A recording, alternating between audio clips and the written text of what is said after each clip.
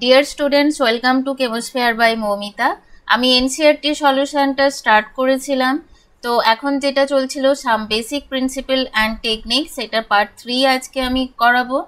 15 number question থেকে আছে, ঠিক আছে। তোমরা সবাই জানো যে WBSLSTর এক্সাম হতে চলেছে সেপ্টেম্বর মাসে, এবং এই নোটিফিকেশানের এগেনস্টে যে সমস্ত কেসেস হয়েছিল সেগুলোও কিন্তু সলভ হয়ে গেছে। তো এক্সাম কিন্তু হবেই। এবার এটার জন্য এই এসএলএস পার্টিকুলারলি WBSLSTকে টার্গেট করে আমাদের একটা ক্র্যাশ কোর্স চলছে, যেটা হচ্ছে ক্যাটালিস্ট। আমি সেটার ব্যাপারে একটু বলে দিই। এই ক্যাটালিস্ট কোর্সে তোমরা যেটা পাবে সেটা হচ্ছে এখানে উইকলি, আমি বলে দিই, উইকলি 6 ডেজ ক্লাস অবশ্যই পাবে। উইকলি 6 ডেজ ক্লাস, ঠিক আছে, বুঝতে পারছো? উইকলি মানে রোজই ক্লাস হচ্ছে, theory and practice and mock, everything, theory, practice and mock.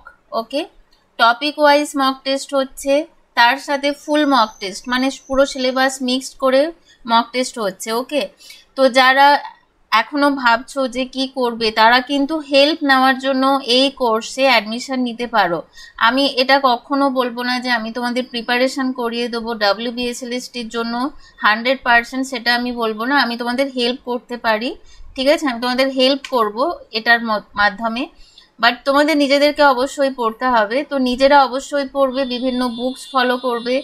ওকে, যা গ্র্যাজুয়েশনে যা পড়েছো সেইগুলো পড়বে। তারপরে যদি মনে হয় যে একটু হেল্প হলে ভালো হতো, তাহলে তোমরা এই ক্যাটালিস্ট ক্র্যাশ কোর্সে কিন্তু জয়েন করতে পারো, ঠিক আছে। এটুকু বলতে পারি যে তোমাদের এখানে অ্যাডমিশন নিয়ে কোনো রকম কোনো আক্ষেপ থাকবে না, এইটুকু আমি অ্যাসিওর করতে পারি। কারণ lots of classes, theory classes, lots of practice class এবং মক টেস্ট এখানে পাবে। আর এবং মক টেস্ট শুধু নিয়ে যে জাস্ট হয়ে গেল এরকম ব্যাপারটা নয়। মক টেস্ট তোমরা অ্যাপের মধ্যে দিতে পারবে, সিবিটি বেস যেরকম হয়, তারপর তার ডিটেলস সলিউশন কিন্তু পাবে, ঠিক আছে। তো আমি এনসিইআরটির সলিউশনটা স্টার্ট করার আগে তোমাদের একটু দেখিয়ে দিই। দেখো, এই যে যেমন ফুল মক টেস্ট আমি একটা দেখাচ্ছি, রিসেন্ট যেটা হয়েছিল তার সলিউশনটা দেখে নাও। পুরো এইভাবে ডিটেলসে সলিউশন করে দেওয়া হয়, ঠিক আছে। এটা আমার অ্যাপে যেই মক টেস্টটা হয়েছে একদম রিসেন্ট, এটা আমি জাস্ট যেই সানডেটা গেল এই দিন আমি করিয়েছি। পুরো 2 আওয়ার্সের বেশি ক্লাস হয়েছে। দেখো একদম ডিটেলসে নিশ্চয়ই বুঝতে পারছো, ডিটেলসে পুরো সলভ করানো হয়, ঠিক আছে। পুরো থিওরি বুঝিয়ে বুঝিয়ে এখানে সলভ করানো হয়। তাই মক টেস্টগুলো দিয়েও কিন্তু তোমাদের অনেকটাই এখান থেকে তোমরা বেনিফিটস পাবে। ওকে, দেখে নাও, 30টা কোয়েশ্চেন, ফুল মক টেস্টে 30টা করে কোয়েশ্চেন থাকছে। এখানে পুরো ডিটেলসে কিন্তু প্রত্যেকটা কোয়েশ্চেন অ্যান্সার ডিটেলসে সলভ করা হচ্ছে উইথ কেমিস্ট্রির। এখানে যেরকম এসএলএসটিতে যেরকম নিউমেরিক্যালস আসার সম্ভাবনা, ঠিক সেই রকম নিউমেরিক্যালস করানো হচ্ছে। ওকে, তোমরা নিজেরা তো পড়বেই, প্লাস তোমরা যদি এই কোর্সে অ্যাডমিশন নাও তাহলে কিন্তু তোমরা আরও একটা স্টেপ এগিয়ে থাকবে, এটুকু আমি তোমাদের অ্যাসিওর করতে পারি। কিন্তু এটা কখনোই, আবার আমি বারবার বলছি, এটা আমি কখনোই বলবো না যে শুধুমাত্র এখানে পড়াশুনো করেই তোমার এসএলএসটি তুমি ক্র্যাক করে ফেলবে। তার জন্য তোমাকে নিজেকে পড়তে হবে, তোমার নিজের স্টাডি ম্যাটেরিয়াল যা আছে, মানে প্রিভিয়াস স্টাডি ম্যাটেরিয়াল যেগুলো তুমি অলরেডি পড়ে এসেছো, তোমার তৈরি করা হ্যান্ড রিটেন নোট যেগুলো তুমি গ্র্যাজুয়েশন যখন পড়েছো, 11-12-এ যখন পড়েছো, যখন খেটে খুঁটে বানিয়েছো, ওই নোটসগুলো কিন্তু তোমাকে অবশ্যই পড়তে হবে। তাহলে তোমার যে মেমোরাইজেশনটা না, সেটা অনেক বেটার হবে মেমোরাইজেশনটা, ঠিক আছে। এবং তার সাথে তোমরা যদি হেল্প পেতে চাও ক্যাটালিস্ট ব্যাচে জয়েন করতে পারো। আজকে আমি মক টেস্ট কীভাবে হয় দেখালাম, ডেমো ক্লাস কিছু দেওয়া আছে, কীরকম থিওরি ক্লাস হয় সেগুলো দেখে নেবে। আবার আমি কালকে এনসিইআরটি সলিউশন করার সময় আমাদের রিসেন্ট কোনো একটা থিওরি ক্লাস আমি দেখিয়ে দেবো যে কিভাবে করানো হচ্ছে। ওকে, তো চলো তাহলে কোয়েশ্চেন অ্যান্সারগুলো স্টার্ট করি। দেখতে পাচ্ছ 24 নম্বর ক্লাসে চলে এসেছি। ওকে, 30টা কোয়েশ্চেন এখানে করানো হয়েছে। দেখো 30টা কোয়েশ্চেন পুরো একদম ডিটেলসে সলভ করানো হয়েছে উইথ কনসেপ্ট। পুরো 2 ঘন্টা 15 মিনিটের ক্লাস হয়, এইরকমভাবে মক টেস্টগুলোও সলভ করানো হয়। অনেকে জানতে চাও যে ইউটিউবে ডেমো ক্লাস বা কীরকম কী ক্লাস হচ্ছে আপলোড করে দিলে ভালো হয়, তো সেই কারণে এটা আমি ক্লাস শুরুর প্রথমে দেখিয়ে দিচ্ছি। অ্যাকচুয়ালি ব্যাপার যেটা আলাদা করে ওইভাবে ডেমো ক্লাস নেওয়া ওইভাবে পসিবল হয় না, কারণ এই যে কোর্স চলছে দেখছো, এর জন্য আমি এমনিই খুব বিজি থাকি। কারণ যেই কয়জন স্টুডেন্ট জয়েন করেছে তাদের তো রেসপন্সিবিলিটি আমার, সেই কারণে আমি সবসময় চেষ্টা করি যে কোর্সটা চলছে সেখানে বেস্ট অ্যাটেনশানটা দেওয়ার। সেই কারণে আলাদা করে ইউটিউবে ডেমো ক্লাস বা এই সমস্ত নেওয়ার পসিবল হয় না, তার কারণ টাইমটা খুব অল্প। এটা তোমরা নিশ্চয়ই বুঝবে যে টাইমটা খুব অল্প, এর মধ্যে ডেমো ক্লাস দেওয়া এত কিছু পসিবল নয়। বাট এই 3 মান্থের ক্র্যাশ কোর্স নিলে আমি এটুকু বলতে পারি প্রত্যেকে অনেক বেনিফিট পাবে, যারা যারা নেবে তোমাদের আফসোস করতে হবে না, ঠিক আছে। চলো, তো অনলি কেমিস্ট্রি ফিজিক্সের আপাতত কোনো কোর্স এখন চলছে না, তো চলো স্টার্ট করছি। চলো, কোয়েশ্চেন 15 দেখো কি বলছে। 15 নাম্বারের question, what is the relationship between the members of the following pairs of structure? Are they structural or geometrical isomer or resonance contributor? কি কি বলেছে দেখো, দুটো স্ট্রাকচার এখানে কিন্তু দেওয়া আছে, ওকে। এবার বলছে যে এই দুটো স্ট্রাকচারের মধ্যে আরো কয়েকটা স্ট্রাকচার এখানে দেওয়া আছে, ঠিক আছে। আমরা একটা একটা করে সলভ করব।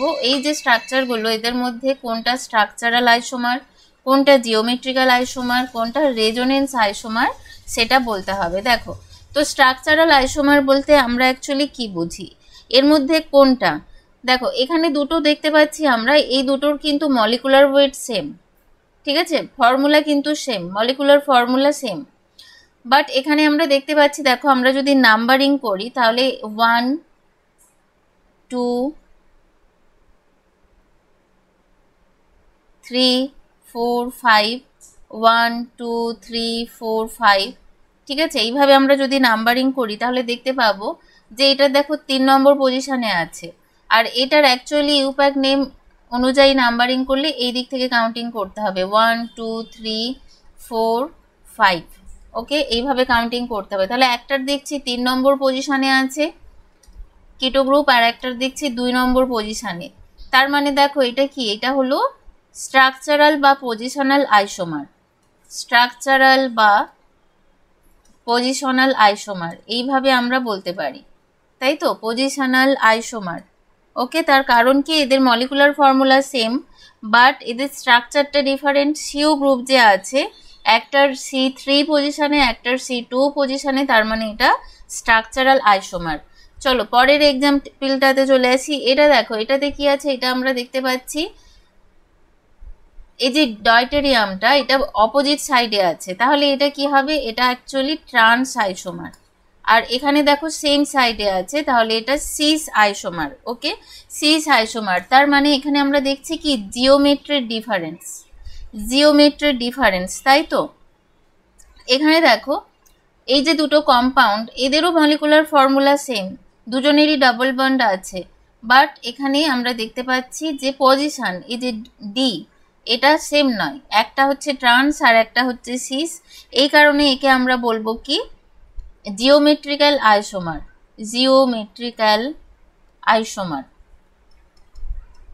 ওকে। চলো নেক্সট দেখো, এবারে এই যে কম্পাউন্ডটা দেখো, এই যে কম্পাউন্ডটা দেখতে পাচ্ছ, এখানে দেখো এখান থেকে যদি বন্ডটা শিফট করে তাহলে আমরা এই যে এটা পেয়ে যাবো, এই পজিশনটা। এখানে কি বলা হয় যে এই যে দুটো স্ট্রাকচার কি আছে, রেজোনেন্সে আছে, ঠিক আছে, এরা কি আছে, রেজোনেন্সে আছে। এই যে তোমার মলিকুল দুটো দেওয়া আছে, ঠিক আছে, এই যে তোমার মলিকুলটা দেওয়া আছে, ওকে। তো এই দুটো স্ট্রাকচার, এগুলোকে কি বলা হয়, ক্যানোনিক্যাল ফর্ম, ঠিক আছে, ক্যানোনিক্যাল স্ট্রাকচার,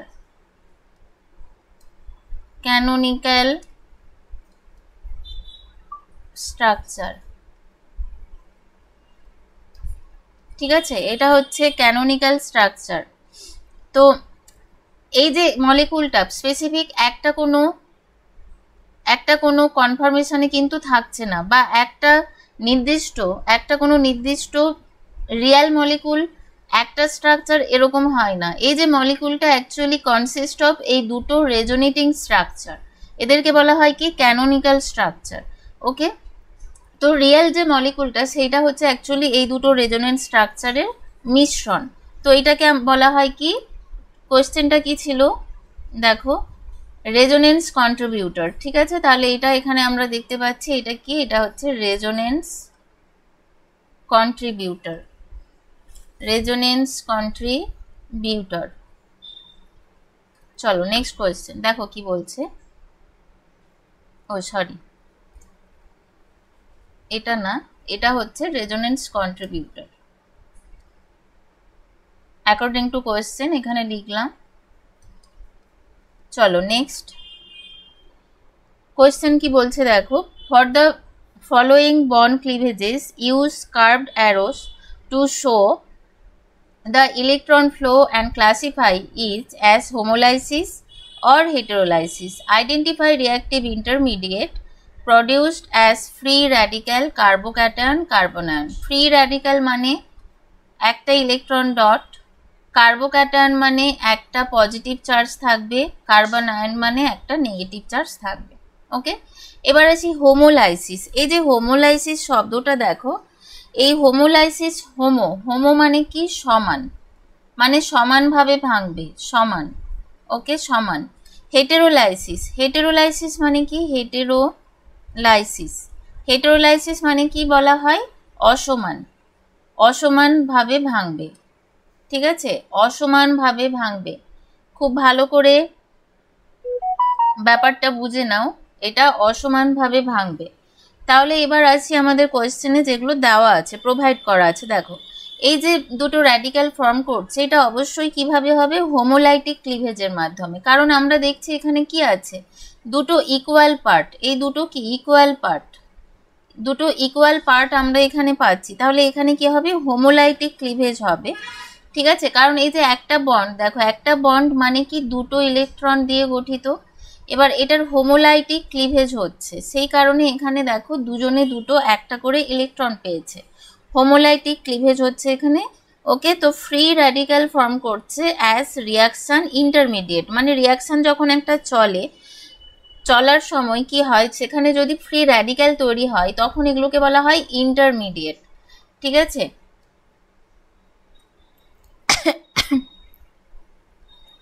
দেখো রিয়াকশন ইন্টারমিডিয়েট। চলো নেক্সট দেখো এক্সাম্পল, এখানে কি ফর্ম হবে, এখানে দেখো OH মাইনাস, এটা কি, এটা কিন্তু একটা নিউক্লিওফাইল মানে কি, যার নিউক্লিয়াসের প্রতি কি থাকে, আসক্তি থাকে। নিউক্লিওফাইল সবসময় কি হয়, নেগেটিভলি চার্জ হয়, সেই কারণেই নিউক্লিয়াসের প্রতি এর কি থাকে, আসক্তি থাকে। তো এই যে ফর্ম করছে দেখো, এখানে নেগেটিভ চার্জ আছে, তার মানে এটা কি, এটা হচ্ছে কার্বন আয়ন। ওকে, এটা হচ্ছে কার্বন আয়ন। এবার এই কার্বন আয়নটা কিভাবে ফর্ম করবে, এটা অবশ্যই এখানে যেটা হবে সেটা হচ্ছে হেটেরোলাইটিক ক্লিভেজ। ওকে, এখানে যেটা হবে, আবার বলছি, এটা কিন্তু হেটেরোলাইটিক ক্লিভেজ হবে। তার কারণ দেখো এখানে ক্লিভেজটা কিভাবে হচ্ছে, আমি এখানে মলিকুলটা ড্র করছি। কিটো গ্রুপ আছে, এখানে একটা CH3, এখানে একটা CH2 দিয়ে আলাদা করে একটা হাইড্রোজেন অ্যাটমকে লিখলাম। তার কারণ কি, এই যে OH মাইনাস, এটা কি করবে, এটা অ্যাকচুয়ালি এই হাইড্রোজেনটাকে অ্যাটাক করবে। ওকে, এবং এই নেগেটিভ চার্জটা আসবে CH2-তে। ওকে, এখানে কি হচ্ছে, ইন্টারমিডিয়েট হিসেবে তাহলে কি ফর্ম করছে, দেখো একটা কার্বনিয়ান ফর্ম করছে। ঠিক আছে, কার্বনিয়ান একটা ফর্ম করছে, নেগেটিভ চার্জটা এখানে চলে আসছে অ্যান্ড H2O ফর্ম করছে। ঠিক আছে, এই যে আমরা দেখতে পেলাম, তাহলে এটা কি, এটা ছিল একটা প্রোপানন। এখানে ক্লিভেজটা কোথায় হচ্ছে, এইখানে হচ্ছে। এটা কি হেটেরোলাইটিক ক্লিভেজ, তাই না, এটা হেটেরোলাইটিক ক্লিভেজ, কারণ দুটো সমান পার্টে ভাগ হচ্ছে না। ঠিক আছে, বোঝা গেছে আশা করি। চলো নেক্সট দেখো, এই যে দেখো এইখানে যেটা ফর্ম করছে, এটা হচ্ছে পজিটিভ চার্জ আছে, অবভিয়াসলি এটা হচ্ছে একটা কার্বোক্যাটায়ন। তো এখানে যেটা হবে দেখো, এখানে কি হবে, ব্রোমিন মলিকুলটা বেরিয়ে যাচ্ছে, কারণ ব্রোমিন কি, এগুলো আমরা জানি এটা হ্যালোজেন, এটা একটা ইলেকট্রোনেগেটিভ মলিকুল। তো ব্রোমিন মলিকুল বেরিয়ে গেলে অবভিয়াসলি এখানে কি হবে, একটা পজিটিভ চার্জ তৈরি হবে এবং ব্রোমিন মাইনাস ফর্ম করছে। এখানেও আমরা দেখতে পাচ্ছি কি, এই যে ক্লিভেজ হচ্ছে, এখানেও দুটো আনইকুয়াল পার্ট ফর্ম করছে, তাহলে এটাও হবে হেটেরোলাইটিক ক্লিভেজ। ঠিক আছে, দুটো অসমান পার্টে বিভক্ত হচ্ছে। চলো এরপর the bond cleavage can be শোন অ্যাজ, দেখো এখানে যে বন্ডটা ফর্ম করছে সেইটা এখানে কিভাবে দেখাচ্ছে বন্ড ক্লিভেজটা। এখানে কি হয়েছে, ইলেকট্রোফাইল অ্যাটাক করছে। ইলেকট্রোফাইল মানে কি, ইলেকট্রনের প্রতি আসক্তি, তাই তো, ইলেকট্রন লাভিং মানে ইলেকট্রনের প্রতি আসক্তি। তাহলে কি হয়, বেনজিনে যে দেখছো, বেনজিনে কি থাকে, পাই ইলেকট্রন ক্লাউড। তো এই পাই ইলেকট্রন ক্লাউড কি করে, পাই ইলেকট্রন ক্লাউডকে অ্যাটাক করে, ইলেকট্রোফাইলকে অ্যাটাক করে পাই ইলেকট্রন ক্লাউড। ওকে, তো দেখো এইখানে পজিটিভ চার্জ ফর্ম করছে অ্যান্ড এখানে ইলেকট্রোফাইলটা এখানে একটা বন্ড ফর্ম করছে, দিয়ে এই যে মলিকুলটা আছে এটা ফর্ম করছে। তাহলে এখানেও আমরা দেখতে পাচ্ছি যে ফ্র্যাগমেন্টটা আমরা পেলাম। তো এখানে যে ক্লিভেজটা হবে এটাও কিন্তু হেটেরোলাইটিক, ঠিক আছে, এটাও হেটেরোলাইটিক ক্লিভেজ। ওকে, আশা করি বুঝতে পেরেছো। না বুঝতে পারলে কিন্তু অবশ্যই কমেন্ট দিয়ে জানাবে, ঠিক আছে, অবশ্যই কমেন্টে জানাবে। চলো নেক্সট কোশ্চেন দেখো, কোশ্চেন নাম্বার 17। দেখো কি বলছে, explain the terms inductive and electromeric effects which electron displacement effect explains the following correct orders of acidity of the carboxylic acid. দেখো এখানে দুটো টাইপের কার্বক্সিলিক অ্যাসিড দেওয়া আছে এবং এদের অ্যাসিডিটি অর্ডার দেওয়া আছে। ওকে, অ্যাসিডিটি অর্ডার দেওয়া আছে, তো এটাই এক্সপ্লেন করতে হবে যে কেন এই অর্ডারটা ফলো করছে। তো সেটা আমি পরে আসছি, ফার্স্ট আমি যেটা বোঝাবো সেটা হচ্ছে ইলেকট্রোম্যাটিক এফেক্ট আর ইন্ডাকটিভ এফেক্ট। দেখো ইলেকট্রোম্যাটিক এফেক্টটা কি, এখানে এই যে এফেক্টগুলো এগুলো অ্যাকচুয়ালি সব কিছুই কোভ্যালেন্ট বন্ডের ক্ষেত্রেই প্রযোজ্য। ওকে, তো আমি দেখো এখানে একটা মলিকুল ড্র করছি।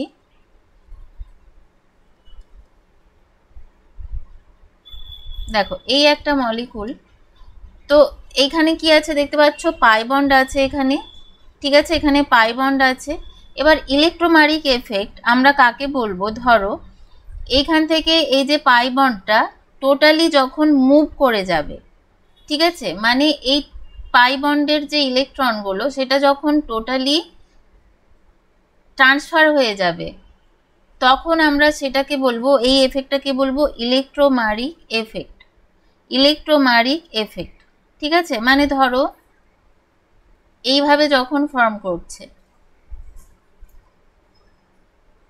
এখানে কি করবে, ইলেকট্রনটা ধরো একটা হাইড্রোজেন নিয়ে CH3 ফর্ম করলো, CH3 এখানে একটা অ্যালকাইল গ্রুপ ফর্ম করলো। তো এইখানে এই যে এফেক্টটাকে, এটাকে বলছে ইলেকট্রোম্যাটিক এফেক্ট। এবার এই যে এফেক্টটা, এটা মাইনাস ই এফেক্ট হতে পারে, আবার প্লাস ই এফেক্ট হতে পারে। কি কি বললাম, minus E and plus E, এই দুটো এফেক্ট হতে পারে। মাইনাস ই এফেক্ট কি, ইলেকট্রনস মুভ করবে, মাইনাস ই এফেক্ট মানে যখন ইলেকট্রন মুভ করবে অ্যাটাকিং এজেন্ট থেকে তখন সেটা হয়ে যাবে মাইনাস ই এফেক্ট, ঠিক আছে, যখন অ্যাটাকিং এজেন্ট থেকে ইলেকট্রন মুভ করবে। আর প্লাস ই এফেক্ট কি, প্লাস ই এফেক্ট কখন হয়, যখন ইলেকট্রনস অ্যাটাকিং এজেন্টের দিকে মুভ করবে, ইলেকট্রনস যখন অ্যাটাকিং এজেন্টের দিকে মুভ করবে তখন সেটা হয়ে যাবে প্লাস ই এফেক্ট। যেমন দেখো এই যে আগের এক্সাম্পলটাতে এখানে এটা কি শো করছে, এটা প্লাস ই এফেক্ট শো করছে, প্লাস ই এফেক্ট এখানে শো করছে, ঠিক আছে।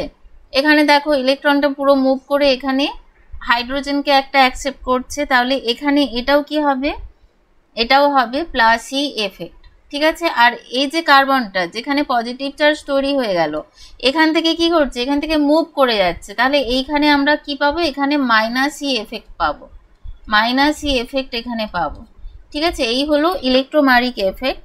এবার আসি ইন্ডাকটিভ এফেক্ট। দেখো ইন্ডাকটিভ এফেক্ট কি, আচ্ছা এটা হচ্ছে ইলেকট্রোম্যাটিক এফেক্ট, ইলেকট্রোম্যাটিক এফেক্ট। এবার আমি ইন্ডাকটিভ এফেক্টটা একটু শর্টে বলে দিই। দেখো ইন্ডাকটিভ এফেক্ট বলতে এইটা কখন আসে, ইন্ডাকটিভ এফেক্ট, ইন্ডাকটিভ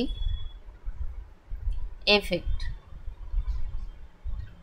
দেখো এই যে এফেক্টটা এটা কিসের জন্য হয়, এটা হচ্ছে অ্যাকচুয়ালি ইলেকট্রন ডেনসিটির কি হয়, ডিসপ্লেসমেন্ট হয়, ইলেকট্রন ডেনসিটির ডিসপ্লেসমেন্ট হয়, ঠিক আছে। কি হয়, কোনো একটা ধরো স্যাচুরেটেড বন্ড, স্যাচুরেটেড বন্ডের সিগমা ইলেকট্রন স্টার ডিসপ্লেসমেন্ট হবে, স্যাচুরেটেড বন্ডের সিগমা ইলেকট্রনের ডিসপ্লেসমেন্ট হবে কোন দিকে, যেটা বেশি ইলেকট্রোনেগেটিভ হবে, মানে যেটা ইলেকট্রন উইথড্রয়িং গ্রুপ, ঠিক আছে, যেটা ইলেকট্রন উইথড্রয়িং গ্রুপ হবে, ইলেকট্রন উইথড্রয়িং গ্রুপ তার অর্থ হলো মানে ইলেকট্রনকে কি করবে, নিজের দিকে অ্যাট্রাক্ট করবে, নিজের দিকে অ্যাট্রাক্ট করবে। জেনারেলি এগুলো কি ইলেকট্রোনেগেটিভ এলিমেন্টই হয়, এই ব্যাপারটা শো করে। তো এই যে এফেক্টটাকে, এটাকে আমরা বলছি ইন্ডাকটিভ এফেক্ট, ঠিক আছে, ইন্ডাকটিভ এফেক্ট। যেমন এখানে আমি দেখাচ্ছি জাস্ট ফর এক্সাম্পল, ধরো ফ্লোরিন অ্যাটম অ্যাটাচ আছে, CH2 CH2 CH3। তো এই যে বন্ডিং ইলেকট্রনগুলোকে কি করবে, ফ্লোরিন অ্যাট্রাক্ট করবে, ঠিক আছে। তো ইন্ডাকটিভ এফেক্টটাকে এই কারণে এইভাবে অ্যারো দিয়ে দেখা হয়, মানে যেই দিকে অ্যারো আছে যে এলিমেন্টের দিকে, সে অ্যাকচুয়ালি কি করছে, অ্যাট্রাক্ট করছে। এবারে ইন্ডাকটিভ এফেক্টও প্লাস আই আর মাইনাস আই হয়, ঠিক আছে। যখন ইলেকট্রন অ্যাট্রাক্ট করে তখন কি হয়, তখন হয় প্লাস আই এফেক্ট, ওকে, তখন হয় প্লাস আই এফেক্ট। আর যখন ইলেকট্রন গ্রুপটাকে অ্যাট্রাক্ট করছে না তখন হয় মাইনাস আই এফেক্ট, ঠিক আছে, তখন হয় মাইনাস আই এফেক্ট। তো চলো এবার এক্সাম্পল, এবারে আমরা যেটা কম্পেয়ার করব, এখানে অ্যাসিডিটিটা কম্পেয়ার করব, অ্যাসিডিটি কম্পেয়ার করব, ঠিক আছে। দেখো অ্যাসিডিটি কখন বেশি হবে, যখন এই যে H প্লাস আয়নটা, এখান থেকে যে H প্লাস আয়নটা রিমুভ হবে, সেটা যখন ইজিলি রিমুভ হবে, মানে OH বন্ড, OH বন্ডের যে রাপচারিংটা, এই রাপচারিংটা কি হবে, এটা যখন ইজিলি হবে, রাপচারিংটা ইজিলি হবে, কিভাবে হবে দেখো, এই যে মলিকুলটাতে এখানে দেখো 3টে ক্লোরিন আছে এবং এই ক্লোরিনের কি আছে, মাইনাস আই এফেক্ট আছে। এখানে দেখছো এই যে ক্লোরিন, এরও কি আছে, মাইনাস আই এফেক্ট আছে। এই যে ক্লোরিন দেখছো, এটারও মাইনাস আই এফেক্ট আছে, সবারই মাইনাস আই এফেক্ট আছে। তাহলে ডিফারেন্স কোথায়, নাম্বারে। এখানে আছে 3টে, এখানে আছে 2টো, এখানে আছে 1টা, ঠিক আছে, 3টে 2টো 1টা, ওকে। দেখো তাহলে এখানে 3টে 2টো 1টা, তাহলে ইন্ডাকটিভ এফেক্ট সবচেয়ে বেশি কোথায় ক্রিয়েট হবে, অবশ্যই এই মলিকুলটাতে। তাহলে এখানে যে OH বন্ডটা, এটা কি হবে, বেশি উইক হবে। এখানে যে OH বন্ডটা রাপচার করবে ইজিলি কখন, যখন OH বন্ডটা কি হবে, বেশি উইক হবে, উইক হবে। তো এই ক্ষেত্রে দেখো বেশি উইক, তারপর এটা, তারপর এটা, এইভাবে অর্ডারটা ফলো করছে। তাহলে অবভিয়াসলি যেখানে 3টে ক্লোরিন আছে, ট্রাইক্লোরো অ্যাসিটিক অ্যাসিড, এটার কি হবে, এটার অ্যাসিডিটি সবচেয়ে বেশি হবে, কারণ এখানে OH বন্ডটা সবচেয়ে বেশি উইক, এখানে H প্লাস আয়নটা কি হবে, ইজিলি বেরিয়ে যাবে, ওকে। আশা করি বোঝাতে পেরেছি। চলো নেক্সট এক্সাম্পল দেখো, এবার এখানে কি হচ্ছে, এখানে দেখে নাও, এখানে CH3 কি এফেক্ট আছে, CH3 এর প্লাস আই এফেক্ট, তাই তো, plus I effect, CH3 plus I effect, এটা কি electron releasing group, electron releasing group. তাহলে ইলেকট্রন CH3 গ্রুপ কি করবে, ইলেকট্রন রিলিজ করবে। দেখো এখানে একটা আছে, এখানে একটা আছে মিথাইল, এখানে 2টো আছে, এখানে 3টে আছে। তাহলে দেখো যেখানে 3টে মিথাইল আছে অ্যালকিল গ্রুপ, তো এক্ষেত্রে কি হবে, ইলেকট্রন রিলিজিং এফেক্টটা কি হবে, প্লাস আই এফেক্টটা অনেক বেশি ওয়ার্ক করবে। তাহলে এখানে ওই যে OH বন্ডটা, এটা কি হবে, স্ট্রং হবে, স্ট্রং। বাট এখানে CH3 সবচেয়ে কম আছে, সেই কারণে এখানে OH বন্ডটা কি হবে, উইক হবে। এবং এই যে OH বন্ডটা কি করবে, এটা ইজিলি রাপচারিং হবে এবং অ্যাসিডিটি বেশি হবে, কারণ অ্যাসিডিটি তারাই শো করবে যারা ইজিলি H প্লাস প্রডিউস করবে, তাই না, H প্লাস ইজিলি প্রডিউস করবে, তাদেরই অ্যাসিডিটি বেশি হবে, ওকে। চলো যদি না বুঝতে পারো কমেন্ট সেকশনে অবশ্যই জানিয়ে যাবে, আমি কিন্তু নেক্সট ক্লাসে বুঝিয়ে দেবো আবার। চলো এবার নেক্সট কোয়েশ্চেন, একটু থিওরিটিক্যাল কোয়েশ্চেন আছে, দেখো বলছে give a brief description of the principles of the following techniques taking an example in each case. দেখো ফার্স্ট অপশন যেটা দেওয়া আছে, ক্রিস্টালাইজেশন। ক্রিস্টালাইজেশন বলতে কি, দেখো ক্রিস্টালাইজেশন, ডিস্টিলেশন, ক্রোমাটোগ্রাফি, এই যে প্রত্যেকটা টেকনিক দেখছো এগুলো হচ্ছে অ্যাকচুয়ালি আমরা এখান থেকে কি করি,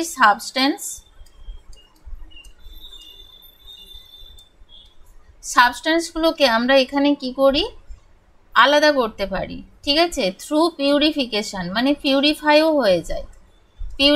হয়ে যায়। এই যে প্রত্যেকটা প্রসেসে আমরা কি করি, মিক্সচার থেকে, প্রথমে আমি জাস্ট সিম্পল ব্যাপারটা বুঝিয়ে দিই। ধরো একটা মিক্সচার, সেখান থেকে আমরা কি করি, কম্পোনেন্টগুলো আলাদা করি। কম্পোনেন্টগুলোকে আমরা কি করি, আলাদা করে নিতে পারি মিক্সচারে। তো এর মাধ্যমে অ্যাকচুয়ালি যেটা হলো সেটা কি হচ্ছে, পিউরিফিকেশন হয়ে যাচ্ছে। কিছু ইমপিউরিটি যদি থাকে সেগুলো পিউরিফিকেশন হয়ে যায় এই প্রসেসগুলোর মাধ্যমে। তিনটেই হচ্ছে অ্যাকচুয়ালি আমরা তিনটে প্রসেসের মাধ্যমেই আমরা কি করি, কম্পোনেন্টগুলোকে আলাদা করে নিতে পারি। ঠিক আছে, মানে কম্পোনেন্টগুলোকে আমরা রিকভার করতে পারি আলাদা আলাদা করে কোনো একটা মিক্সচার থেকে। তো চলো প্রসেসটা কি জেনে নিই। দেখো ফার্স্ট প্রসেস হচ্ছে ক্রিস্টালাইজেশন। তো ক্রিস্টালাইজেশনটা কি, ক্রিস্টালাইজেশন হচ্ছে একটা পিউরিফিকেশন টেকনিক অবশ্যই, যেটা আমি আগেই বলেছি। তো এটার মাধ্যমে আমরা কি করি, ধরো কোনো একটা মিক্সচার আছে, ঠিক আছে, ধরো কোনো একটা মিক্সচার, যেমন এই যে দেখো এখানে দেখছো একটা সলিড, ইমপিওর সলিড, সেটাকে কি করা হচ্ছে, স্টার করা হচ্ছে এবং এভাপোরেট করা হচ্ছে, হিট দেওয়া হচ্ছে, মোটামুটি হাই টেম্পারেচারে হিট করা হচ্ছে। তাহলে এটা কি করবে, এই যে সলিড কম্পাউন্ডটা এটা প্রথমে ডিজলভ করে গেল সলভেন্টে। অবশ্যই এখানে আমরা সেরকম সুইটেবল সলভেন্ট ইউজ করি। হিট করা হচ্ছে, এবার মোটামুটি এই সলিউবল করে দেওয়ার পরে মোটামুটি সলিউশনটাকে হিট করে একটু সলভেন্টটাকে এভাপোরেট করিয়ে দিয়ে মোটামুটি এটাকে একটু কনসেন্ট্রেটেড করা হয় যাতে ক্রিস্টালাইজেশনটা ভালোভাবে হয়। এবং তারপর কি করা হয়, একে ক্রিস্টালাইজেশনের জন্য স্টে করে দেওয়া হয়, মানে আনডিস্টার্ব অবস্থায়। এখানে অবশ্যই এটাকে আনডিস্টার্ব অবস্থায় রাখতে হবে অ্যান্ড কুল করতে হবে। তো কুল করার সময় আমরা ওই জন্য যেগুলো রুম টেম্পারেচারে হয় না সেখানে আমরা আইস ইউজ করি, চারদিকে বরফ দিয়ে তার মাঝে সলিউশনটাকে রেখে দেওয়া হয় ঠান্ডা হওয়ার জন্য, যাতে আমরা ক্রিস্টাল পাই। তো তারপরে দেখো সেখানে আমরা কি পাই, এই সলিউশনের মধ্যে এই যে দেখো ক্রিস্টালগুলো জমাট বেঁধেছে, দেখতে পাচ্ছ এই যে এখানে ওয়ালটাতে, এই যে দেখছো এই কন্টেনারের ওয়ালটাতে ক্রিস্টাল জমেছে। পরে ফিল্টার করে আমরা কি করি, এই ক্রিস্টালটাকে কালেক্ট করে নিতে পারি। তো এই যে ক্রিস্টাল যেটা ফর্ম করছে এটা কিন্তু অ্যাকচুয়ালি পুরোপুরি, মানে এটা কি বলবো, এটা 100% পিওর ফর্মেই থাকে, 100% পিওর ফর্মে আমরা পাই, এখানে কিন্তু কোনো ইমপিউরিটি থাকে না। তারপর এটা ফিল্টার করে নিলে আমরা কি পাই, পুরো পিওর যে কম্পোনেন্টটা অ্যাকচুয়ালি আমরা কালেক্ট করতে চাইছি সেটা পেয়ে যায়। এবং ইমপিউরিটিটা কি থাকে, ফিল্ট্রেটের মধ্যে ইমপিউরিটিটা থেকে যাবে। ঠিক আছে, ফিল্ট্রেটের মধ্যে ইমপিউরিটিটা থেকে যাবে। তো এই হচ্ছে ব্যাপার, এটা হচ্ছে কি ক্রিস্টালাইজেশন প্রসেস। এইভাবে আমরা মিক্সচার থেকে ইমপিওর সলিডকে আলাদা করে দিই, দিয়ে পিওর সলিডটাকে আমরা কি করি, ক্রিস্টাল ফর্মে কালেক্ট করে নিতে পারি। ঠিক আছে, চলো এবার নেক্সট প্রসেস দেখো, ডিস্টিলেশন কি, এই ডিস্টিলেশনের মাধ্যমে আমরা লিকুইড মিক্সচারের কম্পোনেন্টগুলোকে আলাদা করতে পারি। কিভাবে, যখন এদের ধরো একটা মিক্সচার ধরো এ আর বি নিয়ে তৈরি, এ প্লাস বি নিয়ে একটা মিক্সচার তৈরি, তো এটার আমরা ডিস্টিলেশন করব। এবারে এর ধরো বয়লিং পয়েন্ট, ধরো আমি সাপোজ ধরছি ধরো 200 কেলভিন, ওকে, বি এর হলো 272 কেলভিন। তো যখন আমরা হিট করে ডিস্টিল করব তখন কি হবে, যার বয়লিং পয়েন্ট কম, মানে এখানে এ কি হবে, আগে এভাপোরেট হয়ে যাবে, আগে এভাপোরেট হবে এবং একে আমরা কালেক্ট করে নেবো আলাদা করে, কনডেন্স করে, ঘনীভূত করে, মানে কনডেন্স করে আমরা এটাকে কালেক্ট করে নেবো। ওকে, এবং তারপর নেক্সট বি এর যেহেতু কম বয়লিং পয়েন্ট কম, সেই কারণে বিটা পরে এভাপোরেট হবে, এর পরে এভাপোরেট হবে, মানে যখন টেম্পারেচার আরও বাড়াবো তখন বিটা 272 কেলভিনে এভাপোরেট হয়ে আসবে, তখন আমরা ওটাকে কনডেন্স করে আলাদা সেপারেট করে কালেক্ট করতে পারবো। তাহলে এটা হলো ডিস্টিলেশন প্রসেস। দেখো ডিস্টিলেশন প্রসেসের এখানে একটা ডায়াগ্রাম দেওয়া আছে, এখানে কি আছে দেখো, সল্ট ওয়াটার দেখো দেওয়া আছে, এটাকে আমরা হিট দিচ্ছি, হিট দিয়ে যে স্টিমটা পাচ্ছি এটা কি, এটা অবশ্যই ওয়াটার। তো এই যে ওয়াটারটাকে দেখো কনডেন্স করা হচ্ছে, এখানে কি আছে কুলিং ওয়াটার, মানে এখানে বরফ গলা জল দেওয়া আছে, এই ভেপারটা আসছে এবং এখানে কি হচ্ছে ঘনীভূত হচ্ছে। ঘনীভূত হওয়ার পরে এটাকে আমরা পিওর ওয়াটার ফর্মে আমরা এটাকে কালেক্ট করে নেব, ঠিক আছে। এবং যেটা লেফট থাকবে সেটা কি এখানে সল্ট পড়ে থাকবে। বা ধরো যদি এটা দুটো লিকুইডের মিক্সচার হয়, ধরো লিকুইড L1 L2, এটা এখানেও সেম হবে। প্রথম L1 এর ধরো বয়লিং পয়েন্ট, L1 এর বয়লিং পয়েন্ট কি বেশি L2 চেয়ে, L1 এর বয়লিং পয়েন্ট L2 চেয়ে বেশি, তো সেক্ষেত্রে L2 আগে এভাপোরেট হবে, L2 ফার্স্ট কালেক্ট করব আমরা, দেন আমরা L1 কে কালেক্ট করতে পারবো থ্রু ডিস্টিলেশন প্রসেস, ঠিক আছে। চলো দেখো নেক্সট প্রসেস কি, ক্রোমাটোগ্রাফি। ক্রোমাটোগ্রাফি কি, এটা একটা separation and purification technique obviously, okay. তো এখানে দেখো কি করা হচ্ছে, এখানে যেটা করা হয় এই ক্রোমাটোগ্রাফি প্রসেস অ্যাকচুয়ালি এখানে দুটো তোমার ফেজ থাকে, একটা হচ্ছে স্টেশনারি ফেজ মানে যেটা স্থির থাকে, ঠিক আছে, আর একটা থাকে কি মোবাইল ফেজ। একটা স্টেশনারি ফেজ, একটা মোবাইল ফেজ, ঠিক আছে। তো কিরকম ভাবে করা হয় দেখো, আমি ছবি না দেখালে বোঝাতে পারবো না।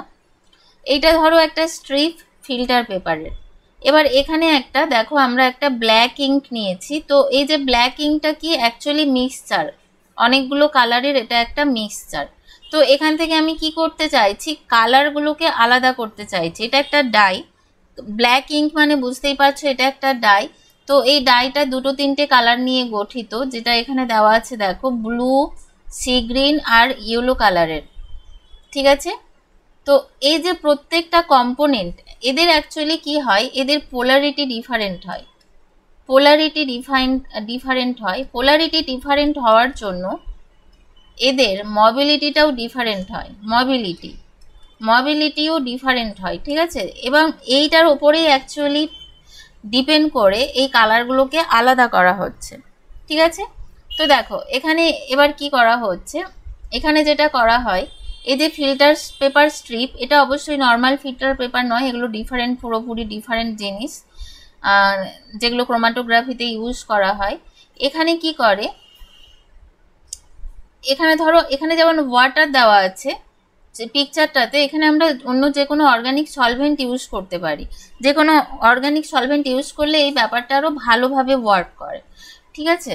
তো এখানে কি হয়, এই যে ইঙ্কগুলো এরা কি করবে, এই ওয়াটার বলছি মানে সলভেন্টের মধ্যে ডিজলভ হবে, এবং ডিজলভ হয়ে যেহেতু এদের মবিলিটি ডিফারেন্ট, পোলারিটি ডিফারেন্ট, এরা কি করবে রাইজ করবে অ্যালং উইথ দিস সলভেন্ট, এরা কি করবে মুভ করবে, এবং যার বেশি মবিলিটি সে আগে মুভ করে আলাদা ডিফারেন্স মানে পুরো কম্পোনেন্টটা আলাদা হয়ে ফার্স্ট রাইজ করবে। দেখো এখানে আমরা দেখতে পাচ্ছি যে গ্রিন কালার, এটা কিন্তু মবিলিটি অনেক বেশি, তার কারণে পোলারিটি বেশি, সেই কারণে এটা আগে মুভ করে যাচ্ছে, এই কারণে আমরা একটা ব্লু ডায়ের একটা স্পট পাবো।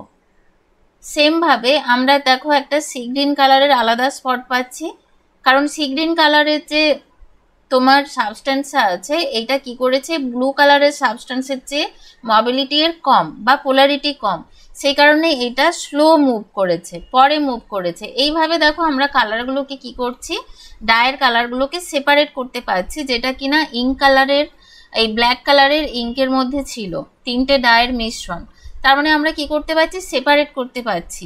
এটা জাস্ট একটা ল্যাবরেটরি টেকনিক, এই ক্রোমাটোগ্রাফি টেকনিকটাকে কাজে লাগিয়ে বড় বড় ইন্ডাস্ট্রিতে কি করা যায়, এগুলো সেপারেট করা যায়, ঠিক আছে। তো চলো আশা করি বুঝতে পেরেছো, এই কোয়েশ্চেনগুলোই ছিল আজকে। নেক্সট আবার আমি আনবো কয়েকটা কোয়েশ্চেন ডিসকাস করার জন্য। তো তোমরা যারা ইন্টারেস্টেড এনসিইআরটির এই সলিউশনের ক্লাসটা চাও যে পুরো মানে কমপ্লিট হোক বা রোজ হয়, এরকম যারা চাও তারা কমেন্ট করে জানাও, ঠিক আছে। আর কেউ যদি কোর্স পারচেস করতে চাও তাহলে অবশ্যই অ্যাপটা ডাউনলোড করবে, অ্যাপের নেম হচ্ছে কেমোস্ফিয়ার অ্যাপ, ওকে, কেমোস্ফিয়ার অ্যাপ। গুগল প্লে স্টোরে গিয়ে এই নামে সার্চ দিলেই পেয়ে যাবে।